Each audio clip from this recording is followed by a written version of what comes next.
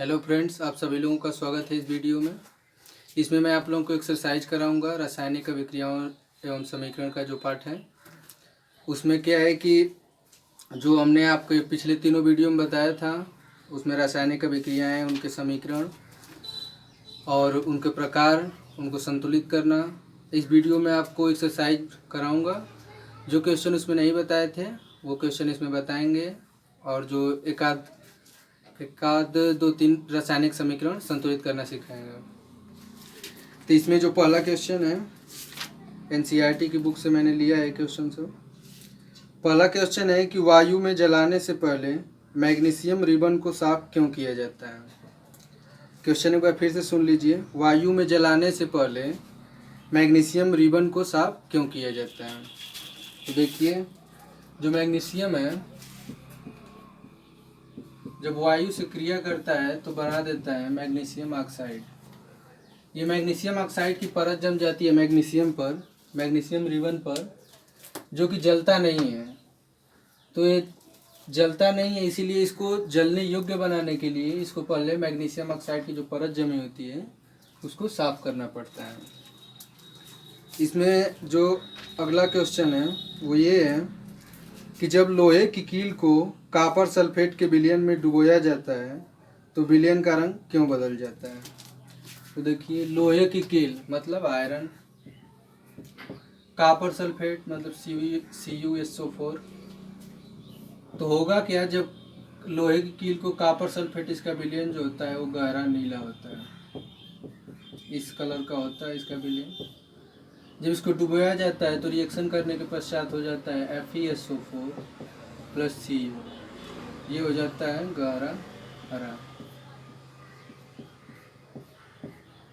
तो यहाँ पे देख रहे हैं कि CuSO4 जो विलयन नीले रंग का था वो हरे रंग का हो जा रहा है।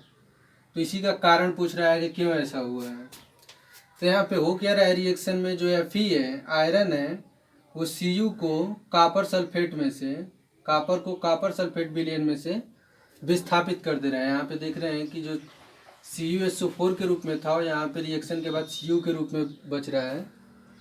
तो इस अभिक्रिया में फाइनली हो क्या रहा है कि Fe जो है, आयरन कॉपर सल्फेट विलयन में से कॉपर को विस्थापित कर दे रहा है। इसी कारण जो विलयन का रंग हरा नीला है वो हरा हो जा रहा है। ठीक है। इसके बाद जो अगला क्वेश्चन है,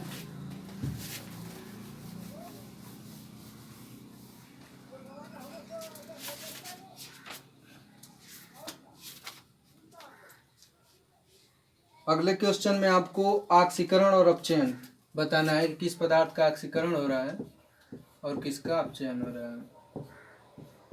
Pb प्लस CO2। ठीक है, ये संतुलित रासायनिक समीकरण है। इसमें हमें बताना है कि किसका ऑक्सीकरण हो रहा है और किसका अपचयन हो रहा है। तो ध्यान से देखिए, यहाँ पे ऑक्सीकरण का मतलब क्या होता है। ऑक्सीकरण का मतलब ऑक्सीजन का जुड़ना या हाइड्रोजन का निकलना। इसी को ऑक्सीकरण को बोलते हैं उपचयन, उपचयन या ऑक्सीकरण। अपचयन का मतलब क्या होता है, ऑक्सीजन का निकलना या हाइड्रोजन का जुड़ना। तो अभी सब क्रिया में आए, तो ये लेड ऑक्साइड है। लेड ऑक्साइड यहाँ पे देखें तो किस में बदल रहा है, लेड में बदल रहा है। यहाँ पे एक ऑक्सीजन है, PbO है, ऑक्साइड के रूप में, यहाँ पे बस Pb है।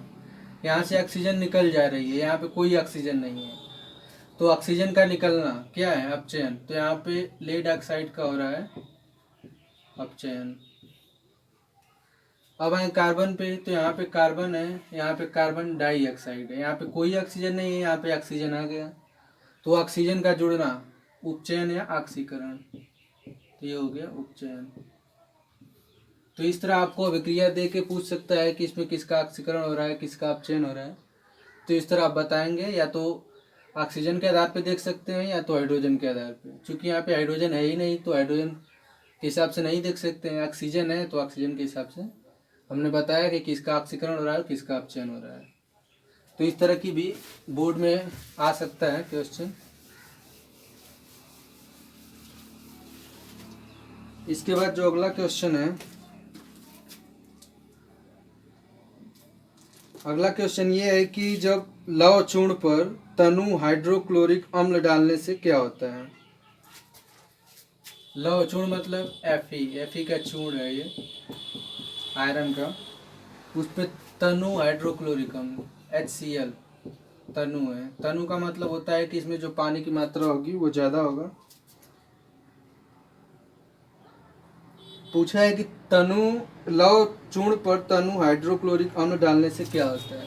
तो देखिए क्या होगा, Fe प्लस HCl जब क्रिया करेंगे दोनों आपस में, आयरन और हाइड्रोक्लोरिक अम्ल जो कि तनु है, तो बनेगा आपका FeCl2 आयरन क्लोराइड, और यहाँ पे बनेगा H2 हाइड्रोजन गैस निकलेगी।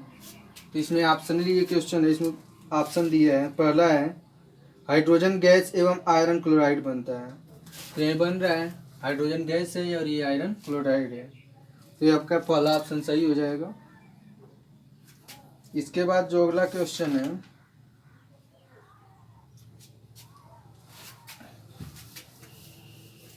उसमें पूछा है कि श्वसन को ऊष्माक्षेपीय अभिक्रिया क्यों कहते हैं, वर्णन कीजिए।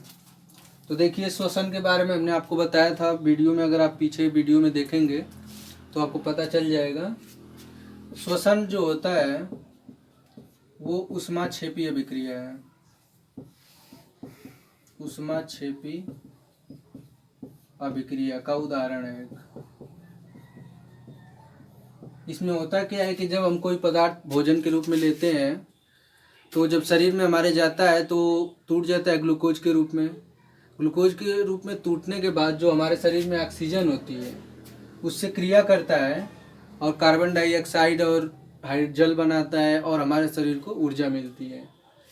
उसको रिएक्शन के द्वारा देखिए कैसे व्यक्त करते हैं। C6H12O6 plus 6O2 converts into CO2 plus H2O plus ऊर्जा।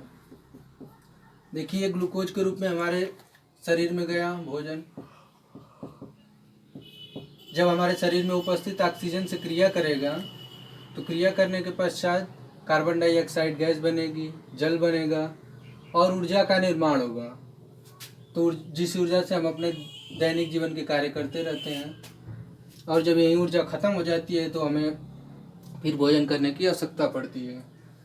तो ये यहाँ पे देख रहे हैं कि अभिक्रिया के में उत्पाद तो बन ही रहा है कार्बन डाइऑक्साइड और जल, उसके साथ साथ ऊर्जा भी निर्मुक्त हो रही है, यहाँ पे ऊर्जा बाहर निकल रही है। तो ऐसी अभिक्रिया को ऊष्माक्षेपीय अभिक्रिया कहते हैं। तो यहाँ पे एक श्वसन है, पूरा ये श्वसन का रिएक्शन है। तो यहाँ पे देख सकते हैं आप कि श्वसन है ऊष्माक्षेपीय अभिक्रिया है, जिसमें जो ऊर्जा है वो बाहर निकल रही है। हमारा ग्लूकोज के रूप में आप लेंगे भोजन को, ऑक्सीजन से हमारे शरीर में रिएक्शन करेगा, कार्बन डाइऑक्साइड और जल बनेगा, इसके साथ साथ ऊर्जा निर्मुक्त होगी। तो ये आपका हो गया कि श्वसन एक ऊष्माक्षेपीय अभिक्रिया है। इसका वर्णन करने के लिए दिया था, तो वर्णन करने में आप पूरा ये रिएक्शन लिखेंगे और इसके बारे में लिखेंगे कि ऐसे ऐसे होता है, तो आपको पूरा नंबर मिलेगा एग्जाम में। इसके बाद जो अगला क्वेश्चन है,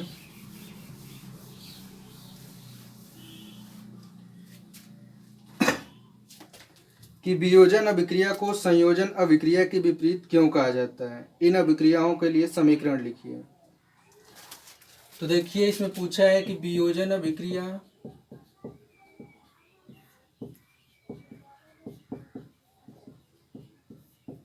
और संयोजन अभिक्रिया।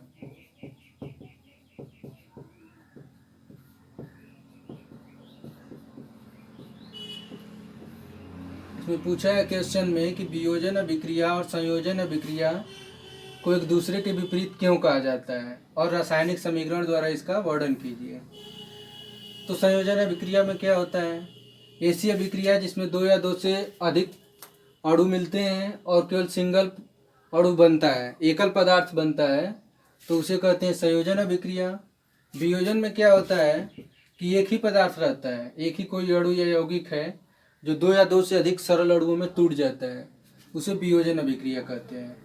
तो एक में क्या हो रहा है, संयोजन अभिक्रिया में क्या हो रहा है कि जुड़ रहे हैं, इसमें क्या है कि जुड़ रहे हैं सब, और इसमें क्या है कि टूट रहे हैं। तो एक में जुड़ रहे हैं, एक में टूट रहे हैं, तो एक दूसरे के विपरीत हो गए। अब इसमें एग्जाम्पल के द्वारा आपको व्यक्त करना पड़ेगा कि कैसे अभिक्रियाएं हो रही हैं। तो संयोजन अभिक्रिया के बारे में आप देखें तो CaO plus H2O converts into CaOH का ऑल ट्वाइस। यहाँ पे कैल्शियम ऑक्साइड है, ये कैल्शियम ऑक्साइड, ये जब जल से क्रिया कर रहा है तो कैल्शियम हाइड्रोक्साइड बना रहा है, हाइड्रोक्साइड।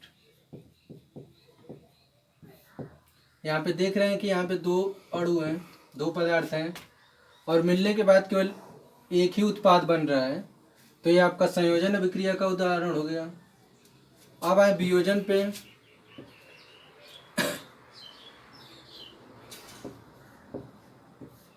तो कैल्शियम कार्बोनेट हो गया, ये कैल्शियम कार्बोनेट,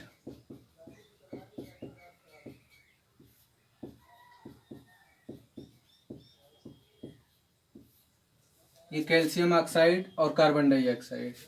तो इस अभिक्रिया में देखा जाए तो कैल्शियम कार्बोनेट केवल एक ही यौगिक है, और अभिक्रिया के पश्चात ये दो अणुओं में, दो पदार्थ में टूट जा रहा है, एक कैल्शियम ऑक्साइड के रूप में और एक कार्बन डाइऑक्साइड।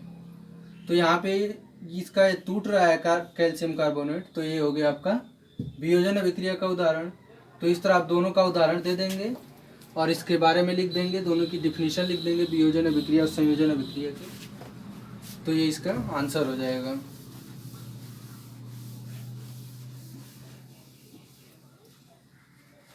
इसके बाद जो नेक्स्ट क्वेश्चन है वो है कि विस्थापन एवं द्विविस्थापन अभिक्रियाओं में क्या अंतर है।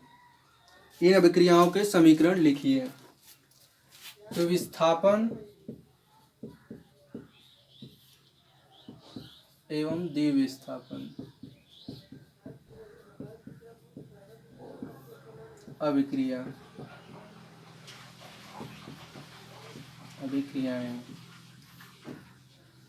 तो विस्थापन के बारे में हमने, अगर आपने पिछले वीडियो नहीं देखा है तो उसमें देखेंगे तो विस्थापन अभिक्रिया के बारे में बताए हैं, लेकिन द्विविस्थापन के बारे में नहीं बताए हैं। तो विस्थापन अभिक्रियाएं क्या होती हैं और द्विविस्थापन अभिक्रियाएं क्या होती हैं। तो विस्थापन अभिक्रियाएं में क्या होता है कि कोई जो अधिक क्रियाशील तत्व होता है वो कम क्रियाशील तत्व को विस्थापित कर देता है। जैसे एग्जाम्पल लें आप, तो CuSO4 plus Zn converts into ZnSO4 plus Cu। इस एग्जाम्पल में देखा जाए, इस रासायनिक अभिक्रिया में, तो जो CuSO4 है और Zn आपस में विक्रिया कर रहे हैं और बन रहा है उत्पाद के रूप में ZnSO4 और कापर बन रहा है। यहाँ पे जो Zn है, जिंक है, वो कापर सल्फेट विलयन में से कापर को विस्थापित कर दे रहा है। इसका मतलब क्या है कि जो जिंक है वो अधिक क्रियाशील है,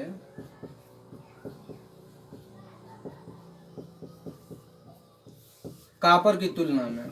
कापर से जो है जिंक अधिक क्रियाशील है, इसी के कारण जो जिंक है वो कापर सल्फेट विलयन से कापर को विस्थापित कर दे रहा है। तो इस अभिक्रिया को आप बोलेंगे विस्थापन अभिक्रिया। अब बात करते हैं द्विविस्थापन में। तो द्विविस्थापन में क्या होता है,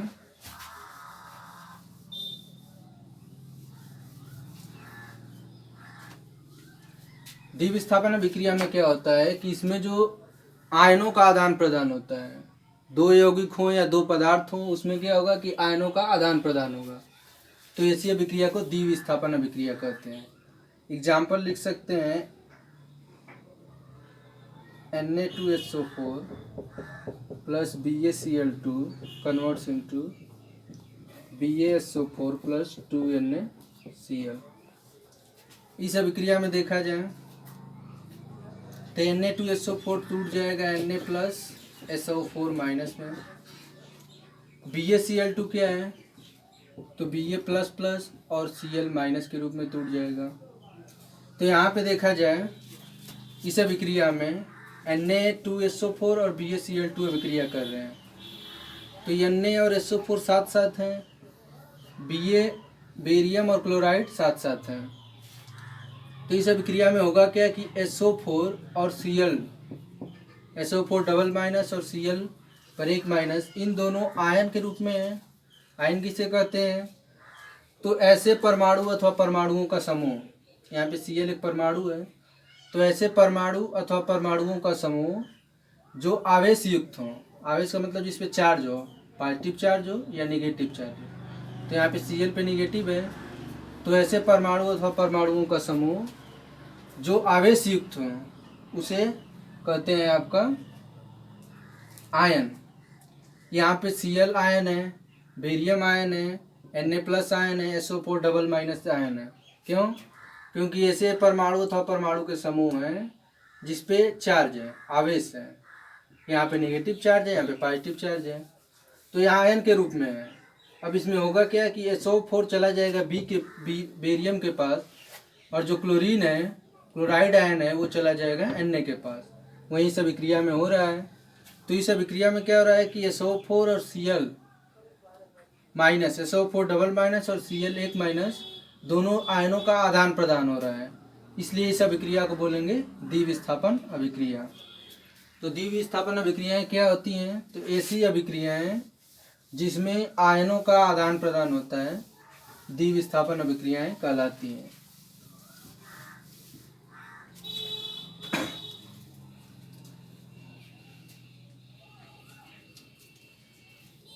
अब इसमें जो अगला क्वेश्चन है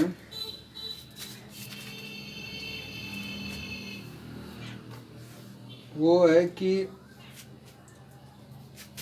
एक भूरे रंग के चमकदार तत्व X को वायु की उपस्थिति में गर्म करने पर वह काले रंग का हो जाता है। इस तत्व X एवं उस काले रंग के यौगिक का नाम बताइए। क्वेश्चन एक बार और फिर से सुन लीजिए। एक भूरे रंग के चमकदार तत्व X है जो कि भूरे रंग का है, को वायु की उपस्थिति में, ऑक्सीजन की उपस्थिति में गर्म करने पर वह काले रंग का हो जा रहा है। तो उस तत्व X का नाम और उस काले रंग के यौगिक का नाम बताना है। तो देखिए, Cu जो कॉपर होता है उसका रंग होता है भूरा रंग। जब इसे वायु की उपस्थिति में आप छोड़ देंगे तो ऑक्सीजन से क्रिया करेगा, इसका ऑक्सीकरण होगा। O2 से क्रिया का मतलब क्या होता है, ऑक्सीजन ऑक्सीकरण या उपचयन उसको बोलते हैं। तो कॉपर का जो रंग होता है भूरा होता है, जब ये ऑक्सीजन से, वायु में उपस्थित ऑक्सीजन से क्रिया करेगा तो इसका हो जाएगा ऑक्सीकरण और बन जाएगा कॉपर ऑक्साइड। क्या बनेगा, कॉपर ऑक्साइड। तो क्वेश्चन में पूछा था कि X एक चमकदार वस्तु है जो कि भूरे रंग की है, वो जब वायु से क्रिया कराया जा रहा है उसका, तो एक यौगिक बन रहा है काले रंग का, उसका नाम बताइए उस X का, और उस जो काले रंग का यौगिक बन रहा है उसका नाम बताइए। तो यहाँ पे कॉपर हो गया, ऑक्सीजन से क्रिया करेगा तो कॉपर ऑक्साइड बनेगा जो ये काले रंग का है। तो ये हो गया यौगिक जो काले रंग का बन रहा है, और ये हो गया X चमकदार धातु जो कि भूरे रंग की थी। तो ये इसका आपका आंसर हो गया इस क्वेश्चन का।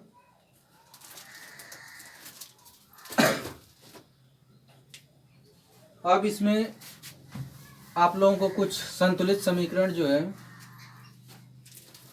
कैसे समीकरण संतुलित करते हैं। जब समीकरण कोई दिया रहेगा तो उसमें आपको दे देगा कोई भी समीकरण और बोलेगा कि संतुलित करिए, इस समीकरण को संतुलित कीजिए। तो उसको कैसे संतुलित करेंगे उसके बारे में अभी आप लोगों को 4-5 एग्जाम्पल के द्वारा मैं समझाऊंगा। जैसे एग्जाम्पल लेते हैं इसमें,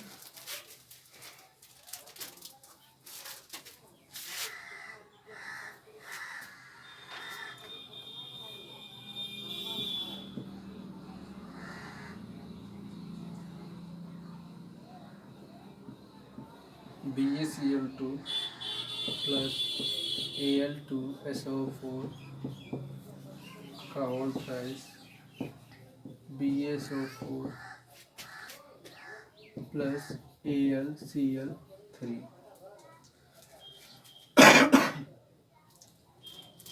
ये हो गया आपका।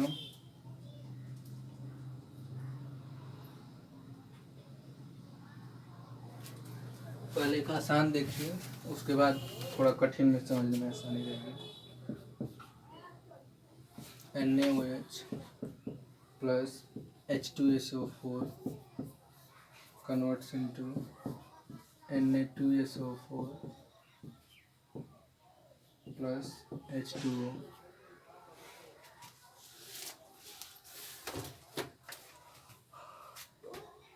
इस अभिक्रिया को देखिए, इसमें क्या करना है हमें कि यह एक असंतुलित समीकरण है, इसे हमें संतुलित करना है, एक संतुलित समीकरण बनाना है।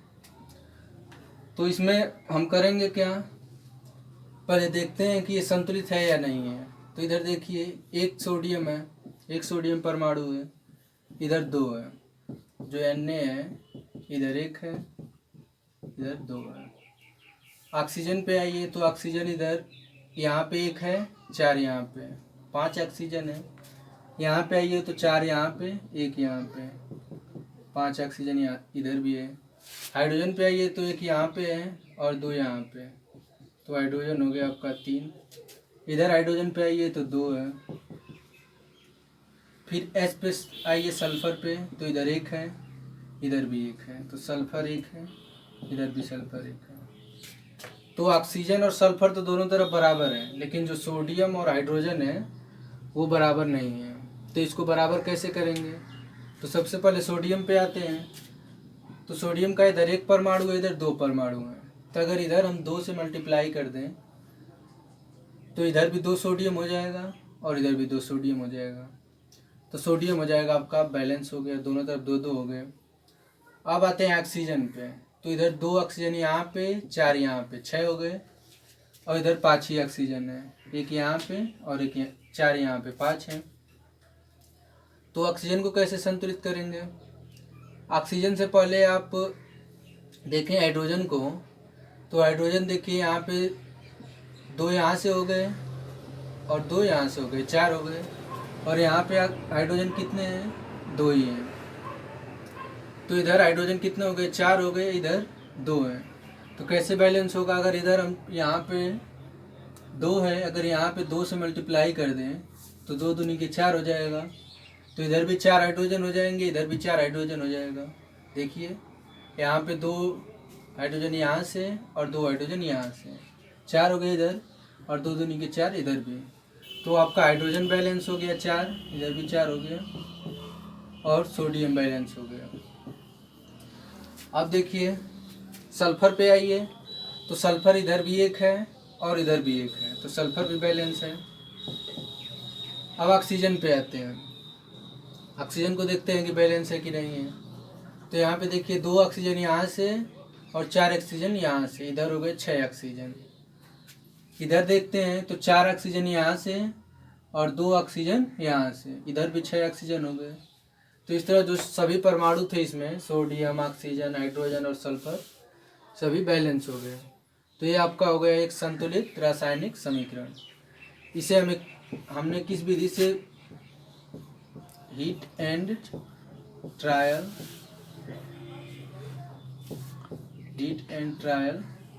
विधि, इस विधि से हमने इस समीकरण को संतुलित किया है। इसमें किए क्या है कि सब परमाणुओं को देखते जाइए कि किधर कितने कितने हैं, उसके हिसाब से उसको बैलेंस करते जाइए। अब देखिए एक आधा और एग्जाम्पल समझेंगे तो आसान हो जाएगा।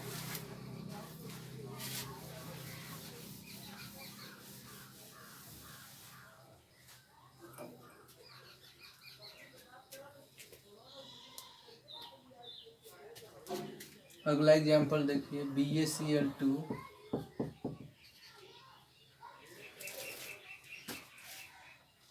Plus H2SO4 converts into BaSO4 plus HCl। इसमें देखिए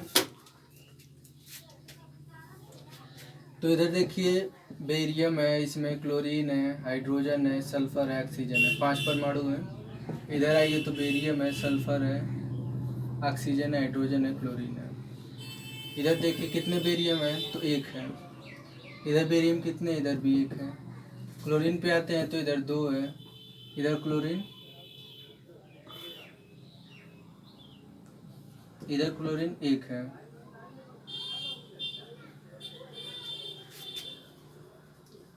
इधर हाइड्रोजन पे आते हैं तो 2 है, इधर हाइड्रोजन 1 है।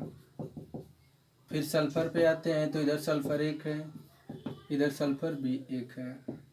फिर आते हैं आपका बच गया ऑक्सीजन, तो इधर ऑक्सीजन 4 है और इधर भी ऑक्सीजन 4 है।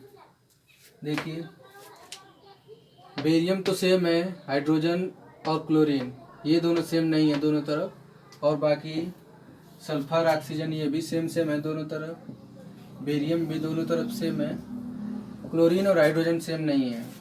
तो इसको बैलेंस कैसे करेंगे, तो सबसे पहले क्लोरीन और हाइड्रोजन पे ही आते हैं। तो इधर देखिए यहाँ पे 2 क्लोरीन है और यहाँ पे 1 क्लोरीन है। तो यहाँ पे अगर हम 2 से मल्टीप्लाई कर दें तो इधर भी 2 क्लोरीन हो जाएगा, इधर भी 2 क्लोरीन, तो आपका क्लोरीन बैलेंस हो गया, दोनों तरफ इक्वल हो गया। हाइड्रोजन पे आते हैं तो इधर दो हाइड्रोजन है और यहाँ पे हमने 2 से जब मल्टीप्लाई कर दिया तो इधर भी 2 हाइड्रोजन हो गए। तो हाइड्रोजन और क्लोरीन दोनों ही बैलेंस हो गए, इधर भी क्लोरीन 2, इधर भी क्लोरीन 2, इधर भी हाइड्रोजन 2 और इधर भी हाइड्रोजन 2 हो गए। तो ये आपका जो इक्वेशन है वो बैलेंस हो गया।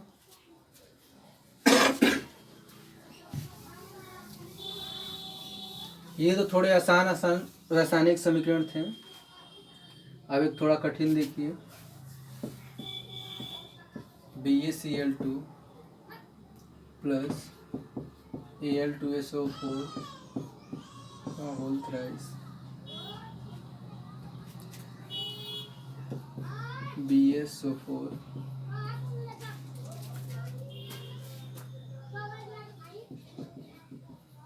AlCl3। देखिए BaCl2 Al2SO4 का whole thrice, BaSO4 plus AlCl3, ठीक है। अब इसमें देखिए तो इधर बेरियम की बात करें तो 1 है, क्लोरीन की बात करें तो 2 है, एल्युमिनियम की बात करें तो 2 है, सल्फर की बात करें तो देखिए ब्रैकेट लगा है, ब्रैकेट के बाद यहाँ पे 3 लिखा हुआ है, तो इसका मतलब कि इसमें भी इसका मल्टीप्लाई होगा, इसमें भी इसका मल्टीप्लाई हो गया। यहाँ से हो गया सल्फर आपका 3, यहाँ पे 4 ऑक्सीजन पहले से ही, और यहाँ बाहर वाले 3 से मल्टीप्लाई कर देंगे तो 4 3 12, ऑक्सीजन हो गया 12। इधर आए तो बेरियम है 1, सल्फर है 1, ऑक्सीजन है 4, एल्युमिनियम है आपका 1, क्लोरीन है 3, तो इधर आपका हो गया। अब देखिए बेरियम तो दोनों तरफ सेम है, और क्या सेम है, और कोई भी सेम नहीं है, ठीक है। यहाँ पे क्लोरीन 2 है तो यहाँ पे क्लोरीन 3 है, इसको सीध में लिख लेते हैं। यहाँ पे क्लोरीन कितना है, 3 है, एल्युमिनियम कितना है, 1 है, सल्फर कितना है, 1 है, और ऑक्सीजन कितना है, 4 है, ठीक है। तो अब इसमें हमें संतुलित करना है इस अभिक्रिया को। तो देखिए यहाँ पे जो बेरियम है 1 है, तो बेरियम तो संतुलित ही है, दोनों तरफ 1 1 है। क्लोरीन पे आते हैं तो इधर क्लोरीन 2 है, इधर क्लोरीन 3 है यहाँ पे। तो देखिए जब इधर 2 है इधर 3 है तो इसको कैसे संतुलित करेंगे, तो हमारे पास ऑप्शन है, या तो ये 6 हो जाए, इनका जो गुणज होगा 2 और 3 का गुणज क्या होगा, तो 2 का गुणज होगा 4 होगा, 6 होगा, 8 होगा, 2 का जो गुणज है वो क्या होगा, 4 होगा, 6 होगा, 8 होगा, 10 होगा, इस तरह आगे बढ़ेगा। 3 का क्या होगा, 6 होगा, 9 होगा, 12 होगा, 15 होगा, जो गुणज है। तो इन दोनों में कॉमन क्या मिल रहा है, 6 मिल रहा है, जो पहला कॉमन मिल रहा है सर्वप्रथम वो 6 मिल रहा है। यानी कि अगर 6 6 दोनों तरफ हम कर दें क्लोरीन को तो क्लोरीन इक्वल हो जाएगा। तो इधर 6 करने के लिए क्या करना पड़ेगा, हमें यहाँ पे 3 से मल्टीप्लाई करना पड़ेगा। अगर 3 से मल्टीप्लाई कर दें तो 3 दूनी के 6, इधर 6 क्लोरीन हो जाएगा। इधर 6 करने के लिए क्या करना पड़ेगा, तो यहाँ पे 3 पहले से अगर हम यहाँ पे 2 से मल्टीप्लाई कर दें तो यहाँ पे भी कितना हो जाएगा, 6 क्लोरीन हो जाएगा। तो इस तरह दो जो हमारा क्लोरीन है वो बैलेंस हो गया।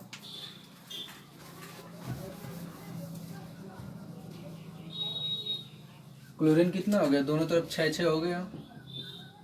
अब आइए एल्युमिनियम पे, तो यहाँ पे 2 एल्युमिनियम है इस साइड, यहाँ पे इधर एल्युमिनियम, यहाँ पे भी जब मल्टीप्लाई कर दिया हमने तो 2 हो गए, यानी दोनों तरफ 2 एल्युमिनियम हो गए। एल्युमिनियम भी आपका बैलेंस हो गया। सल्फर पे आइए, तो सल्फर इधर 3 है, यहाँ से जब ये मल्टीप्लाई करेंगे, ब्रैकेट लगाने का मतलब कि ब्रैकेट के अंदर जितने भी परमाणु होंगे सभी में मल्टीप्लाई होगा। इसमें मल्टीप्लाई नहीं होगा क्योंकि ब्रैकेट के बाहर है। तो इधर सल्फर 3 है यहाँ पे मल्टीप्लाई करने के बाद, और यहाँ पे सल्फर 1 है। तो ये कैसे बैलेंस होगा, अगर यहाँ पे हम 3 से मल्टीप्लाई कर दें तो देखिए 3 सल्फर हो जाएंगे, यहाँ पे 3 थे, इधर भी 3 हो जाएंगे, तो सल्फर बैलेंस हो गया। अब आते हैं ऑक्सीजन पे, तो ऑक्सीजन इधर 12 है, 4 यहाँ से और 3 से मल्टीप्लाई करेंगे, 4 3 12। इधर भी देखिए तो 4 यहाँ पे और ये आगे 3 है, तो ये जब इनके आगे रहता है तो यहाँ पे जो पूरा यौगिक है, जो पूरा अणु है, सभी में मल्टीप्लाई होता है। Ba में भी होगा, S में भी होगा, O में भी होगा। तो 4 यहाँ पहले से हैं और 3 से मल्टीप्लाई कर देंगे तो 12 हो जाएगा, तो ऑक्सीजन भी बैलेंस हो गया। अब फिर से आप क्रॉस चेक कर सकते हैं, देखिए यहाँ पे बेरियम 3 हो गया, इधर भी मल्टीप्लाई करने के बाद 3 हो गया। क्लोरीन जो है 2 3 6, इधर भी 6 हो गया और यहाँ भी 2 3 6 हो गया। एल्युमिनियम इधर 2 है तो यहाँ पे भी 2 है। सल्फर इधर 3 है तो यहाँ पे भी सल्फर 3 हो गया। ऑक्सीजन यहाँ पे 12 है तो यहाँ पे भी ऑक्सीजन 12 हो गया। तो ये आपका इक्वेशन बैलेंस हो गया। इक्वेशन बैलेंस करने के बाद एक बार क्रॉस चेक अवश्य कर लें ताकि कोई गलती ना रह जाए कहीं पे। एक और देख लीजिए,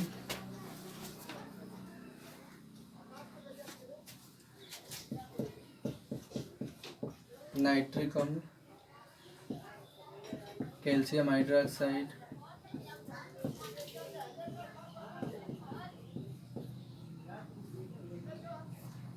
NO3 का होल ट्वाइस प्लस H2O। ये आपका इक्वेशन है, रासायनिक समीकरण जो दिया है। अब यहाँ पे इसमें देखिए, तो सबसे पहला आप काम क्या करेंगे कि सभी जो इसमें परमाणु है उसको लिख लेंगे कि इधर कितने कितने हैं, तो आपको आसान रहेगा बैलेंस करने में। तो देखिए हाइड्रोजन पे आते हैं, तो हाइड्रोजन इधर 1 यहाँ से और इसका अंदर मल्टीप्लाई करेंगे तो यहाँ पे 2 हो जाएगा, तो 1 यहाँ से 2 यहाँ से, तो 3 हाइड्रोजन हो गए। नाइट्रोजन पे आइए तो 1 यहाँ पे है केवल। ऑक्सीजन पे आइए तो 3 यहाँ से और इधर मल्टीप्लाई करेंगे तो 2 यहाँ से, 5 हो गए। और कैल्शियम पे आइए तो 1 है। इस साइड आइए तो हाइड्रोजन कितने हैं, तो यहाँ पे 2 हाइड्रोजन है। नाइट्रोजन पे आइए तो यहाँ पे अंदर मल्टीप्लाई करेंगे, ब्रैकेट के अंदर जो भी परमाणु हैं, तो 2 नाइट्रोजन भी हो गए। ऑक्सीजन पे आइए तो 3 यहाँ पहले से मल्टीप्लाई करेंगे तो 6 हो जाएगा और 1 यहाँ से 7। अब उसके बाद कैल्शियम पे आइए तो कैल्शियम यहाँ पे भी 1 है। तो इस इक्वेशन में देखा जाए तो कैल्शियम आपका जो है बैलेंस है, लेकिन उसके अलावा कोई भी परमाणु बैलेंस नहीं है। इसको कैसे बैलेंस करेंगे, तो देखिए यहाँ पे हाइड्रोजन पे अगर आए पहला जो है परमाणु, तो यहाँ पे भी वही कंडीशन है, यहाँ पे 3 हाइड्रोजन है, यहाँ पे 2 हाइड्रोजन है। तो इसको बैलेंस करने के लिए क्या करेंगे, गुणज देखेंगे, तो 3 का गुणज वही 6, 3 6 9 12 15 ऐसे चलेगा। 2 का क्या होगा, 2 4 6 8 10। तो यहाँ पे दोनों में जो पहला कॉमन रहेगा वो क्या होगा, वहीं आप ले लेंगे उसको। तो यहाँ पे दोनों में जो पहला कॉमन है वो 6 है, तो 6 करने के लिए यहाँ पे 2 से मल्टीप्लाई करना पड़ेगा और यहाँ पे 3 से मल्टीप्लाई करना पड़ेगा। यानी कि यहाँ पे मल्टीप्लाई कर देंगे 2 से, यहाँ पे मल्टीप्लाई कर देंगे 3 से। तो 2 से जब मल्टीप्लाई करेंगे तो यहाँ पे क्या हो जाएगा, 2 3, यहाँ पे क्या होगा कि 2 हाइड्रोजन यहाँ से हो जाएंगे और 2 हाइड्रोजन यहाँ से हो जाएंगे। अच्छा यहाँ पे ये मिस्टेक ये हो गया है कि ये जो हाइड्रोजन, जो सभी हाइड्रोजन है वो एक साथ नहीं है, दो जगह है हाइड्रोजन यहाँ पे। और यहाँ पे क्या क्या है कि जो हाइड्रोजन है वो एक ही जगह है, यहीं पे केवल, और यहाँ पे जो है हाइड्रोजन दो जगह है, यहाँ पे भी है और यहाँ पे भी है। तो इसको बैलेंस करने के लिए थोड़ा और ध्यान देना पड़ेगा। इससे पहले अगर हम नाइट्रोजन को देखें तो यहाँ पे एक नाइट्रोजन है, यहाँ पे दो नाइट्रोजन है। तो इसको बैलेंस करने के लिए अगर यहाँ पे 2 से हम मल्टीप्लाई कर दें तो यहाँ पे 2 नाइट्रोजन यहाँ पे भी हो जाएगा और इस साइड भी 2 नाइट्रोजन हो गए। इसके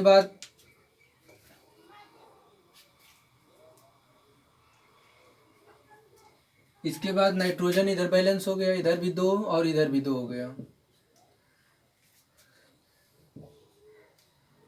अब देखिए ऑक्सीजन देख लीजिए, तो यहाँ से ऑक्सीजन 6 हो गए, यहाँ से 2 8 हो गया, और यहाँ से ऑक्सीजन कितना हो गया, 3 दूनी के 6 और एक 7 है। अगर यहाँ पे हम 2 से मल्टीप्लाई कर दें तो क्या होगा, यहाँ पे इधर 3 दूनी के 6 और 2 8 ऑक्सीजन है, यहाँ पे 3 दूनी के 6 और ये 2 से मल्टीप्लाई करने के बाद इधर भी 8 हो गया। तो यहाँ पे जो ऑक्सीजन है दोनों तरफ 8 8 हो गए। तो ऑक्सीजन भी बैलेंस हो गया और नाइट्रोजन भी बैलेंस हो गया। कैल्शियम पहले से ही बैलेंस है, बच गया हाइड्रोजन, केवल हाइड्रोजन बच गया, इसको बैलेंस करना है। तो इसको देखिए, तो हाइड्रोजन यहाँ पे 2 और 2 यहाँ पे 4 हाइड्रोजन हो गया। और यहाँ पे देखिए 2 यहाँ से पहले से था, जब 2 से मल्टीप्लाई कर दिया तो 2 दूनी के 4, दोनों तरफ 4 4 हाइड्रोजन हो गए, यहाँ पे भी 4, यहाँ पे भी 4। तो हाइड्रोजन भी बैलेंस हो गया आपका। तो यहाँ पे सभी परमाणु बैलेंस हो गए। तो इस तरह आपका जो ये रासायनिक समीकरण है वो पूरा का पूरा बैलेंस हो गया। इसको क्रॉस चेक आप कर सकते हैं। देखिए यहाँ पे 2 हाइड्रोजन है यहाँ पे और 2 हाइड्रोजन यहाँ पे, 4, 2 दूनी के 4 हाइड्रोजन। नाइट्रोजन 2 यहाँ पे और 2 यहाँ पे, नाइट्रोजन में बैलेंस है। 3 दूनी के 6 और 2 8 ऑक्सीजन, यहाँ पे 3 दूनी के 6 और 2 8 ऑक्सीजन। कैल्शियम 1 है, कैल्शियम इधर भी 1 है। तो ये आपका इक्वेशन बैलेंस हो गया। अब इसमें जो भी क्वेश्चन थे हमने बता दिए, जो कि छूट गए थे एक्सरसाइज में वो बता दिए हमने। अब जो आपका अगला चैप्टर है आम्ल क्षार एवं लवण, वो आपको बताएंगे, उसको अगले वीडियो में आप लोग देखेंगे। धन्यवाद।